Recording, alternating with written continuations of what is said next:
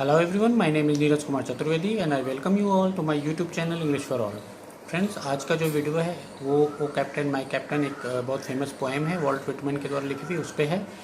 ये पोएम बहुत से बोर्ड्स के सिलेबस में है, यूनिवर्सिटीज़ के सिलेबस में है, कॉम्पिटिशन्स में भी इस पर बहुत से क्वेश्चंस पूछे जाते हैं। तो फ्रेंड्स, आप वीडियो अंत तक देखिए, समझिए, पसंद आए तो लाइक करिए, मेरे चैनल को सब्सक्राइब करिए और शेयर भी करिए जिससे दूसरों का भी फ़ायदा हो सके।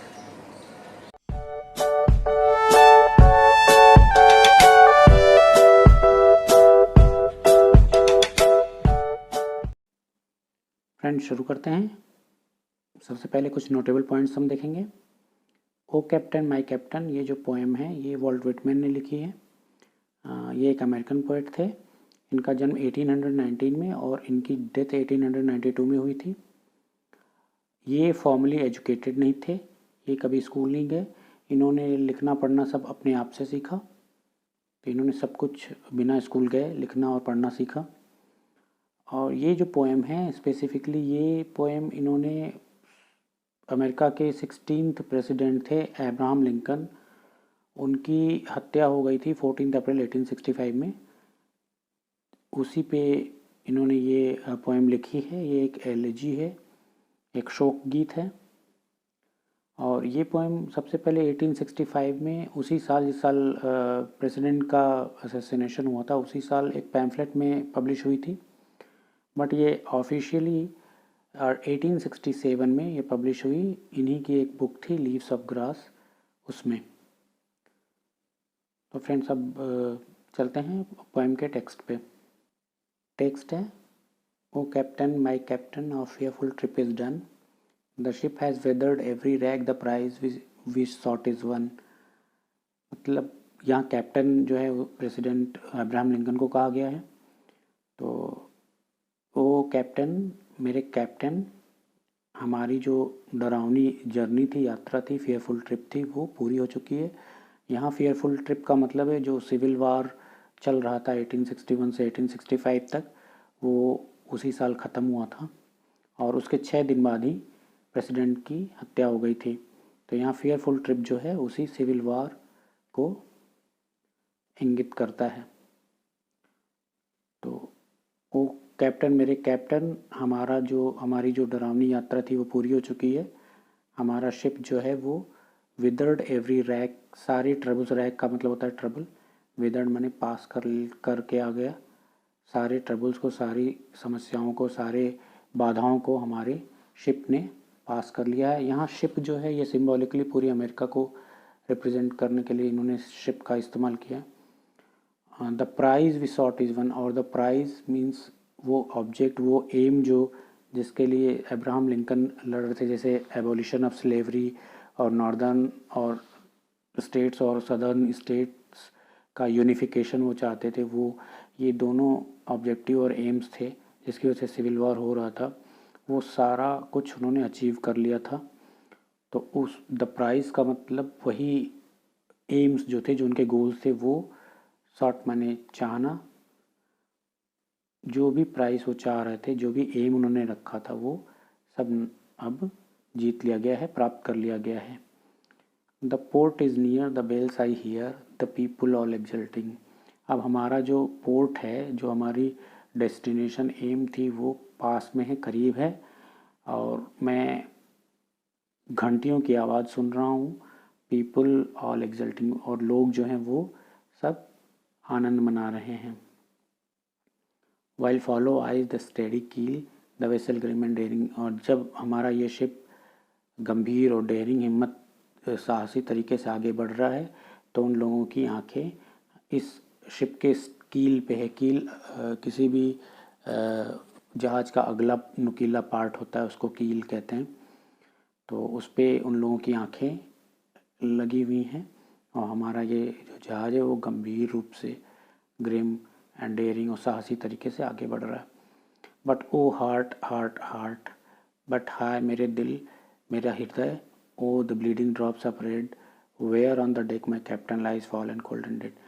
ओ मेरे हृदय, और ये रक्त की बूंदें यहाँ डेक पे बिखरी पड़ी हैं, और इस डेक पे हमारा जो कैप्टन है वो ठंडा और मृत पड़ा हुआ है, कोल्ड एंड डेड। ठंडा और मृत पड़ा हुआ है। फिर अगला पैराग्राफ है, O captain my captain rise up and hear the bells, rise up for you the flag is flung, for you the bugle trills. यहाँ पे पोएट जो है वो डेड पड़े हुए कैप्टन को उठाने की कोशिश करता है। कहता है, ओ कैप्टन, मेरे captain, rise up and hear the bells, आप उठिए और बेल्स को सुनिए, जो घंटियाँ बज रही हैं आनंद की उनको सुनिए। Rise up for you the flag is flung, और उठिए आपके लिए झंडे फहराए जा रहे हैं। For you the bugle trills, आपके लिए बिगुल बजाया जा रहा है, ट्रम्पेट बजाई जा रही है। For you bouquets and ribbon rates, आपके लिए फूलों के बुके आए हैं, फूलों का गुलदस्ता आया है, और गारलैंड आए हैं, रिबन रेट्स जिन पे रिबन बंधे हुए हैं। रेट्स मतलब गारलैंड होता है, माला होती है। For you the shore a crowding, और पूरे सी शोर पे लोग भीड़ बना के खड़े हैं, पूरे बीच पे आपके भीड़ खड़ी है, आपके इंतज़ार में आपको लोग पुकार रहे हैं। फॉर यू दे कॉल, वो आपको बुला रहे हैं। द स्वेइंग मास, पूरा भीड़ का पूरा जो समूह है वो जनसमूह इधर उधर हिल रहा है, स्वे कर रहा है, आपको पुकार रहा है। देयर ईगर फेसेस टर्निंग, और उनके उत्सुक चेहरे आपकी ओर मुड़ रहे हैं, आपको ढूंढ रहे हैं। Here captain dear father, this arm beneath your head, तो मेरे कैप्टन प्रिय पिता, ये मेरी बाँह अपने हेड के नीचे लीजिए, लगा लीजिए। वो नीचे हेड के नीचे अपनी बाँह लगाते हैं poet. It is some dream that on the deck you fall and cold and dead, और अभी भी मुझे विश्वास नहीं हो रहा, ये एक सपने के समान है कि आप इस डेक पे ठंडे और मृतक गिरे पड़े हैं, ठंडे और मृत रूप से गिरे पड़े हैं। आखिरी पैराग्राफ में, my captain does not answer, his lips are pale and still, मेरे जो कैप्टन हैं वो उत्तर नहीं दे रहे हैं, उनके जो होंठ हैं वो पीले पड़ गए हैं और गतिहीन हो गए हैं, इनमें कोई गति नहीं, उनमें कोई मोशन नहीं हो रहा है। स्टिल का मतलब बिल्कुल स्थिर हो जाना। My father does not feel my arm, और मेरे जो बाँह इनके सिर के नीचे लगी उसको भी मेरे ये पिता तुल्य कैप्टन मुझे मेरी बाँह को भी महसूस नहीं कर पा रहे हैं। He has no pulse nor will, और उनकी कोई भी नब्ज़ नहीं चल रही है, ना ही उनके अंदर कोई होश है, वो अनकॉन्शियस से पड़े हैं। The ship is anchored safe and sound, अब हमारा जो शिप है वो बहुत सुरक्षित रूप से एंकर डाल चुका है, स्थिर हो चुका है। इट्स वोयाज को क्लोज एंड डन, और इसकी यात्रा जो है समुद्री यात्रा, वोयाज का मतलब होता है समुद्री यात्रा, ये बंद हो चुकी है, पूरी हो चुकी है। यहाँ पे वही ऐतिहासिक संघर्ष के बारे में बात हो रही है कि पूरा अमेरिका जो है वो संघर्ष से उबर चुका है, और जिसके लिए आप प्रयास कर रहे थे उन सारे अधिकारों को प्राप्त कर चुका है, उन सारे लक्ष्यों को प्राप्त कर चुका है। दासत्व से अब मुक्ति हो चुकी है अमेरिका में। From fearful trip the victor ship comes in with object won, ये वही ऑब्जेक्ट यानी वही एम था जिसको जीत करके ये शिप जो है विक्टर यानी विजयी बन करके, विक्टर मतलब विजयी बन करके इस फियरफुल ट्रिप, ये जो डरावनी यात्रा थी, इससे निकला है। Exult O shores and ring O bells, तो आनंद मनाओ सारे किनारों पे के लोग, या किनारों समुद्र के किनारों तुम आनंद मनाओ, और रिंग ओ बेल्स, और घंटियों तुम खूब मन भर बजो।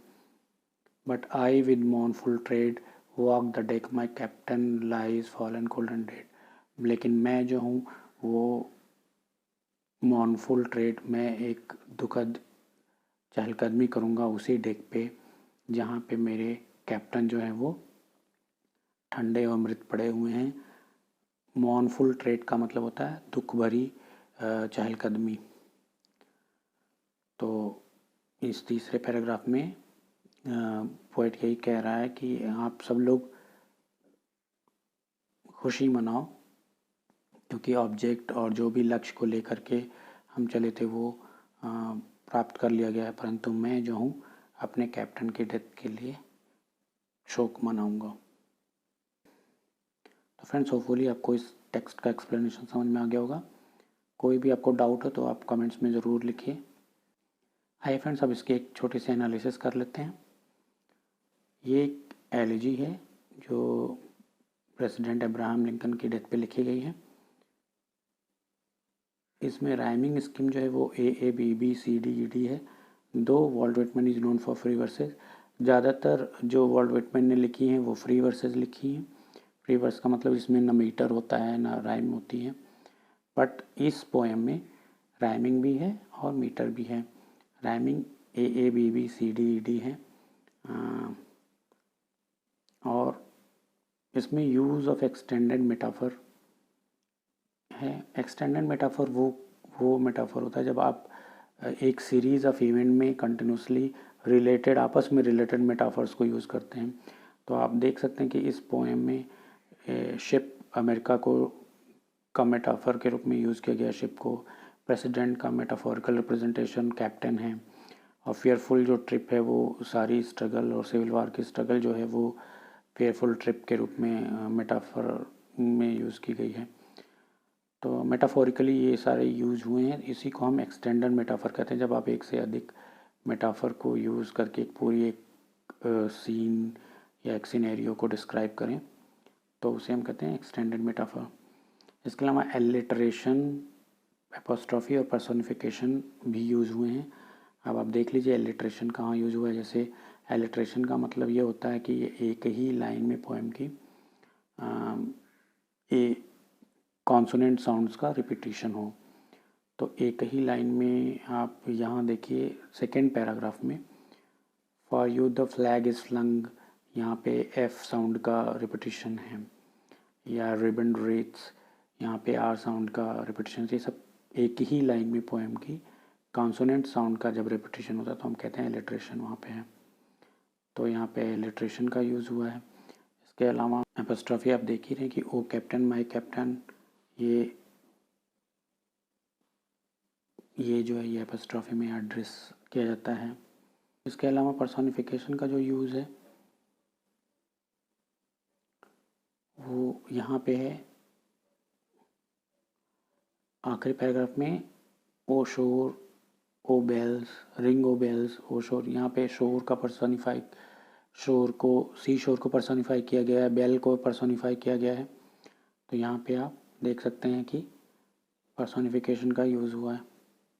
इसके अलावा जो सेंट्रल इमोशन है वो वैसे तो सैडनेस की इमोशन है सेंट्रल इसमें, क्योंकि एक एलेजी अशोक गीत है, पर ये मिक्स्ड फीलिंग ऑफ हैप्पीनेस और सॉरो दोनों को ही ये पोएम पोर्ट्रे करती है। क्योंकि आप देखिए कि उसमें प्रेसिडेंट की असैसिनेशन का सैडनेस है, परंतु इस बात की हैप्पीनेस है, आनंद भी है लोगों में कि वो सारा स्ट्रगल ख़त्म हो गया और लोगों ने ऑब्जेक्टिव सिविल वॉर ख़त्म हो गया, स्लेवरी ख़त्म हो गई।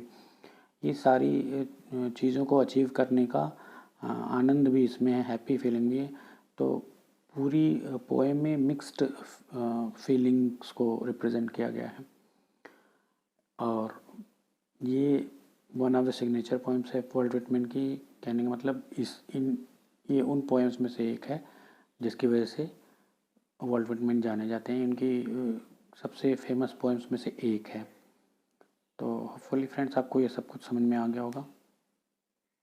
Thanks for watching friend, please like, subscribe and share.